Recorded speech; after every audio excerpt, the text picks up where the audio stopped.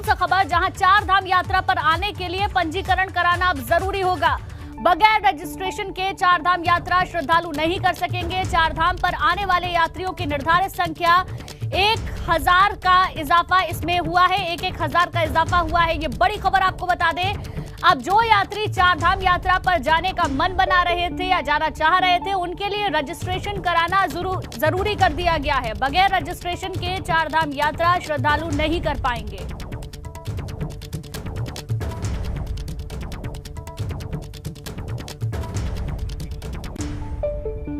पहले दिन देखिए, यात्रा हमारी 3 तारीख से शुरू हुई है। 3 तारीख को यमुनोत्री गंगोत्री के कपाट खुले हैं, 6 को केदारनाथ जी के कपाट खुले हैं और 8 को बद्रीनाथ जी के कपाट खुले हैं। और पहले दिनों में चूँकि प्रत्येक वर्ष ज़्यादा भीड़ रहती है, ज़्यादा लोग रहते हैं, लेकिन अब यात्रा अपने मैं कहूँ कि ठीक प्रकार से व्यवस्थित रूप से चल रही है। और हमने पिछले वर्षों की तुलना में 1000 की जो संख्या है वो बढ़ाई है। मैंने सभी यात्रियों से, सभी श्रद्धालुओं से, सभी पर्यटकों से मैं अनुरोध भी करता हूँ कि हमने ऑनलाइन और ऑफलाइन दोनों रजिस्ट्रेशन की जो व्यवस्था की है, अपना रजिस्ट्रेशन करवा कर ही जाएं। आगे की चौकियों में अपनी जो सत्यापन की कॉपी है वह भी अपने साथ लेकर जाएं, क्योंकि थोड़ा यात्रा 2 वर्षों के बाद हो रही है, इसलिए यात्रा में संख्या अत्यधिक आ रही है और रजिस्ट्रेशन भी अत्यधिक हो रहे हैं। पिछले वर्षों की तुलना में काफ़ी ज़्यादा हो रहे हैं। इसलिए हम सब लोगों की यात्रा, जो आने वाले हमारे श्रद्धालु हैं, पर्यटक हैं, उनकी यात्रा अच्छी हो, सुगम हो, सरल हो और सुरक्षित हो। उसके लिए ज़रूरी है कि जो व्यवस्थित तरीके से जब आपका वहाँ इंतज़ाम हो जाए, आपके रजिस्ट्रेशन की जो व्यवस्था है वो पूरी हो जाए, उसके बाद ही वो अपनी यात्रा करें। अन्यथा वहाँ पर उनको सबको परेशानियों का अगर सामना करना पड़ता है तो निश्चित रूप से उत्तराखंड का मुख्य सेवक होने के नाते मुझे स्वयं व्यक्तिगत रूप से परेशानी होती है। इसलिए मैं सभी श्रद्धालु पर्यटकों से अनुरोध करता हूँ कि व्यवस्थित तरीके से यात्रा में आए और जाएँ।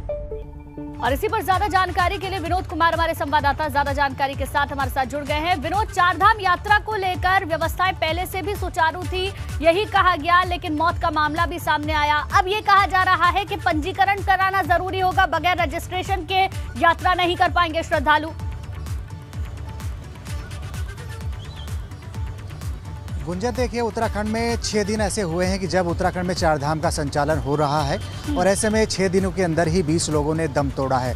राज्य सरकार के सामने सबसे बड़ी चुनौती अगर है तो चारधाम यात्रा का सफल संचालन है, जिसके लिहाज से जो 20 मौतें हुए हैं उस पर प्रधानमंत्री कार्यालय की ओर से भी संज्ञान लेकर राज्य सरकार से रिपोर्ट मांगी गई है कि आखिरकार 6 दिन में किस तरीके की आखिरकार स्वास्थ्य व्यवस्था है कि 20 लोगों की मौत 6 दिन में ही हो गई है।